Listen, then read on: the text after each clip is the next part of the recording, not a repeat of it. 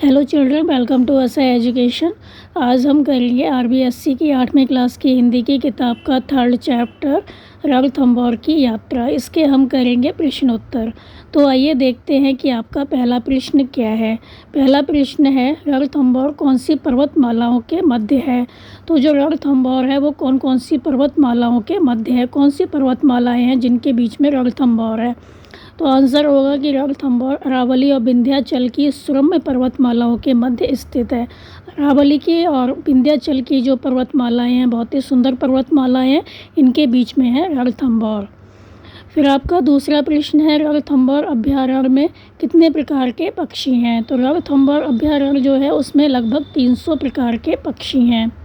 फिर है, क्या कारण है कि लेखक घोड़े के खुर को देखकर आश्चर्यचकित रह गया। तो आंसर होगा कि रणथंभौर तुर्की की जो दीवार है, किले की जो दीवार है वो एकदम सीधी खड़ी है।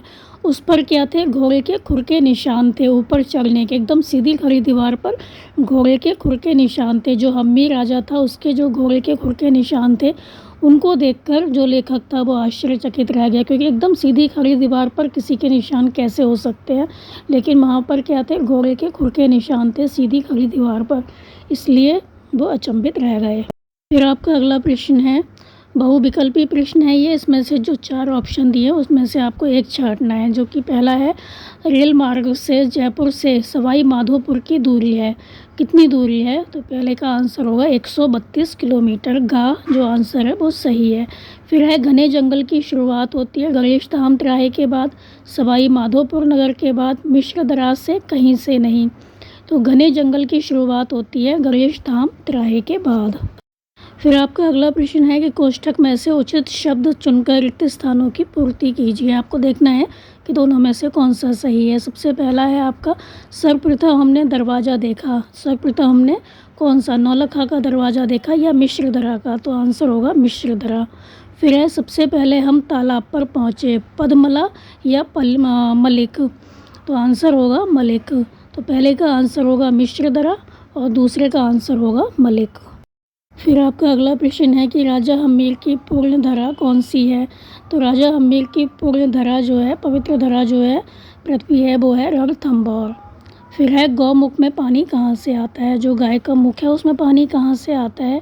तो पहाड़ी के ऊपरी छोर पर एकत्र जो पानी है वो झरने के रूप में बहता है, जो कि वहाँ से गौमुख में आता है। फिर है, बाघ के आने पर अजीब सी आवाज़ कौन निकालता है, या बाघ के खतरे को जंगल में कैसे फैलाया जाता है। तो आंसर होगा, बाघ के आने पर जो कोल बंदर है वो अजीब सी आवाज़ निकालता है और सभी को सचेत करता है। जो कोल बंदर है वो क्या करता है, अजीब सी आवाज़ निकालता है और सभी को सचेत कर देता है कि बाघ जो है वो आ गया है। आपका अगला प्रश्न है, ये है लघु उत्तरात्मक प्रश्न। पहला है, राजा हम्मीर कौन थे। तो आंसर होगा कि राजा हम्मीर रणथंभौर के शासक थे। इन्होंने ही रणथंभौर दुर्ग का मतलब किले का निर्माण कराया था। ये चौहान वंशीय शासक थे और जैत्र सिंह के छोटे पुत्र थे। तो राजा हम्मीर जो थे बहुत पराक्रमी थे और इनकी शरण में जो भी आता था वो उसकी रक्षा करते थे। बहुत ही शरणागत वत्सल राजा थे। फिर है, रणथंभौर बाघ अभयारण्य में लेखक ने कौन कौन से वन्य प्राणी देखे। तो आंसर होगा कि रणथंभौर बाघ अभयारण्य में लेखक ने बहुत से जानवर देखे, जैसे कि इन्होंने जो हिरन थे उनके झुंड देखे, तालाब में तैरते मगरमच्छ देखे, उसके पास ही सांभर, नीलगाय ये पशु देखे, और अनेक प्रकार के इन्होंने पक्षी देखे। तो झरने के किनारे बाघ बाघिन को देखा, साथ ही चिंकारा, बघेरा, भालू, लंगूर, बंदर, जंगली बिल्ली आदि भी इन्होंने देखे। फिर अगला प्रश्न है कि रणथंभौर दुर्ग के मुख्य दरवाजे कौन कौन से हैं, लिखिए।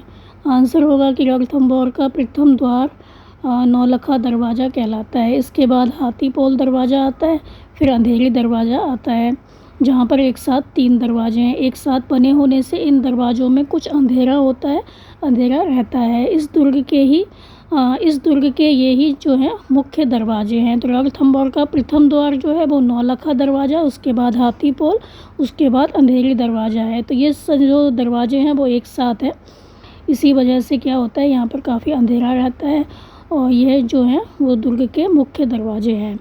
फिर है 32 खंभों की छतरी की विशेषता बताइए। 32 खंभों की छतरी की क्या विशेषता है? तो दुर्ग के सपाट मैदान में 32 खंभों की छतरी बनी हुई है। तो यह चारों ओर से खुला भवन है और राव हम्मीर ने इसे हवाखोरी, सभा करने, दरबार लगाने, विचार विमर्श करने, विश्राम करने के साथ ही आमोद प्रमोद की दृष्टि से बनवाया था। तो इन्होंने क्यों बनवाया था? जो राजा हम्मीर थे उन्होंने इसलिए बनवाया था ताकि यहाँ पर ठंडी ठंडी हवा ले सकें, सभा कर सकें, मीटिंग कर सकें, दरबार लगा सकें, आपस में विचार विमर्श कर सकें और यहाँ पर आराम कर सकें, आमोद प्रमोद कर सकें, हंसी मजाक यहाँ पर कर सकें। तो अब ये छतरी दर्शकों के लिए, पर्यटकों के लिए जो है बैठने के काम और विश्राम करने के काम आती है और यह बहुत ही सुंदर है। तो यहाँ तक हमने करवाए हैं। इसके आगे के जो प्रश्न हैं, दीर्घ उत्तरीय प्रश्न, वो हम करवाएंगे अगली वीडियो में। तो आप इसको अच्छे से समझ कर याद कर लीजिए और हमारे चैनल असाई एजुकेशन को लाइक कीजिए, सब्सक्राइब कीजिए और हाँ, शेयर करना आप बिल्कुल मत भूला करिए। Thank you.